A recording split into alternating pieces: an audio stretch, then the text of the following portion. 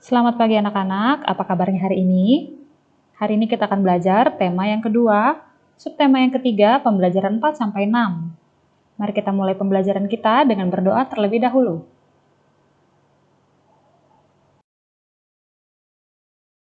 Saat kita menghemat energi listrik dan bahan bakar, kita juga sedang menghemat pengeluaran dan pengelolaan keuangan keluarga.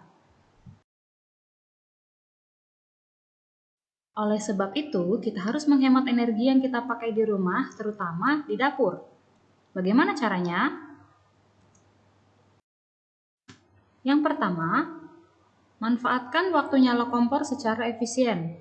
Jadi, jangan menyalakan kompor sebelum kita meletakkan panci di atasnya. Dan segera matikan kompor jika sudah selesai dipakai. Yang kedua, jangan membuka kulkas terlalu lama. Buka kulkas seperlunya dan kemudian tutup kembali. Memilih alat listrik yang berdaya rendah.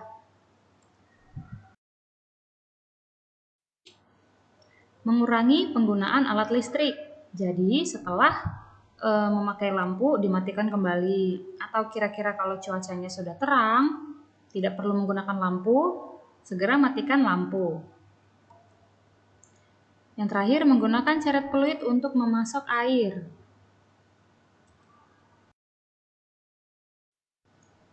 Salah satu sumber energi ialah dari makanan. Masih ingat kan kalian?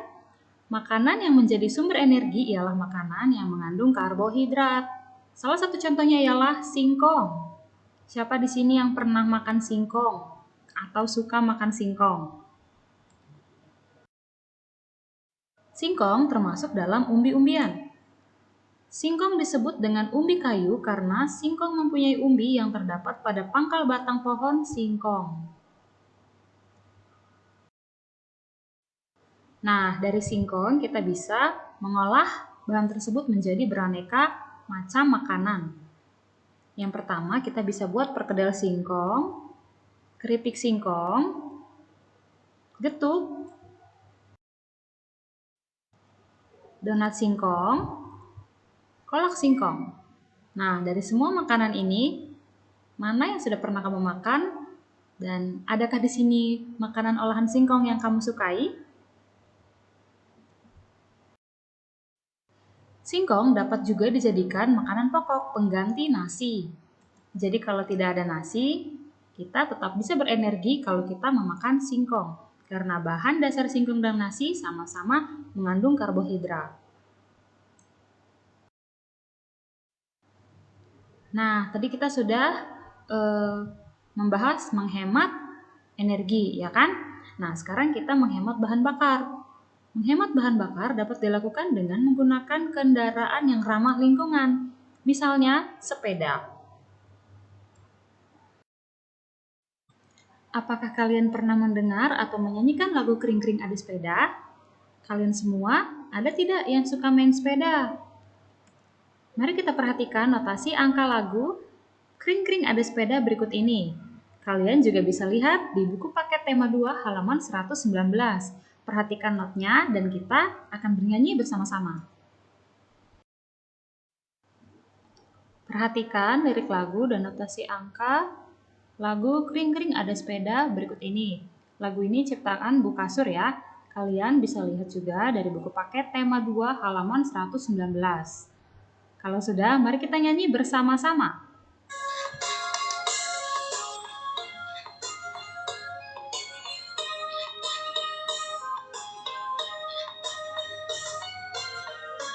Kring-kring-kring ada sepeda, sepedaku roda 3. Ku dapat dari ayah karena rajin bekerja.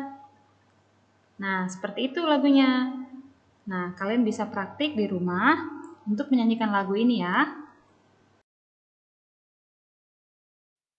Masih ingatkah kalian dengan bioetanol?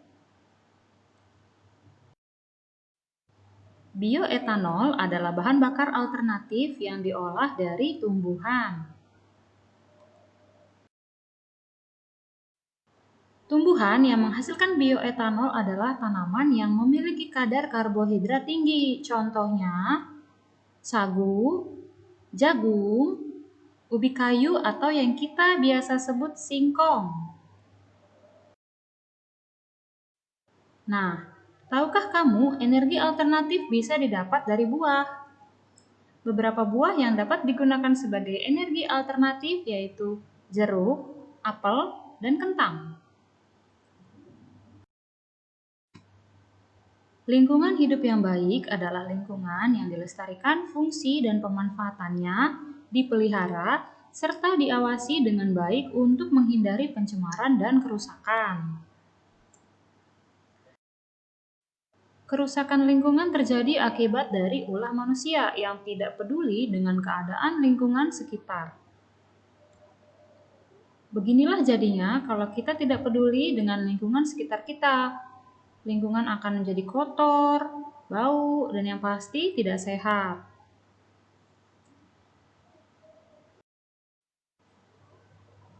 Semua orang berhak mendapatkan dan merasakan lingkungan yang bersih dan sehat. Karena itu, kita harus menjalankan kewajiban kita, yaitu memelihara dan melestarikan lingkungan.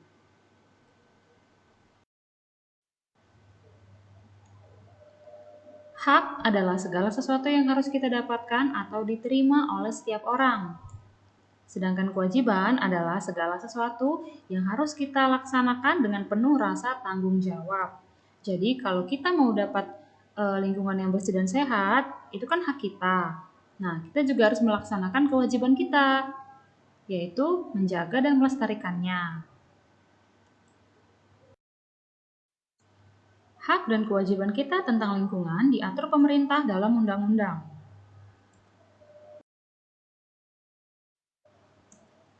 Undang-Undang Nomor 23 Tahun 1997 berisi tentang pengelolaan lingkungan hidup.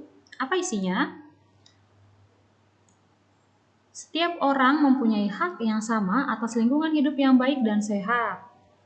Setiap orang mempunyai hak atas informasi lingkungan hidup yang berkaitan dengan peran dalam pengelolaan lingkungan hidup.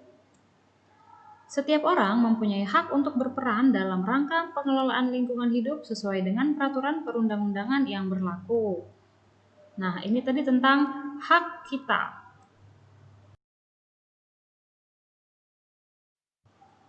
Nah, sekarang tentang kewajiban. Tertuang dalam Undang-Undang Nomor 23 Tahun 1997 pasal yang ke-6. Setiap orang berkewajiban memelihara kelestarian fungsi lingkungan hidup serta mencegah dan menanggulangi pencemaran dan pengerusakan. Dan setiap orang yang melakukan usaha dan atau kegiatan berkewajiban memberikan informasi yang benar dan akurat mengenai pengelolaan lingkungan hidup. Jadi sudah jelas ya, bahkan pemerintah saja sudah memberikan kita kewajiban untuk memelihara dan melestarikan lingkungan hidup supaya kita mendapatkan hak kita, yaitu mendapatkan dan merasakan lingkungan yang bersih dan sehat. Oke anak-anak, itu saja pembelajaran kita hari ini. Sampai bertemu di pembelajaran selanjutnya. Terima kasih.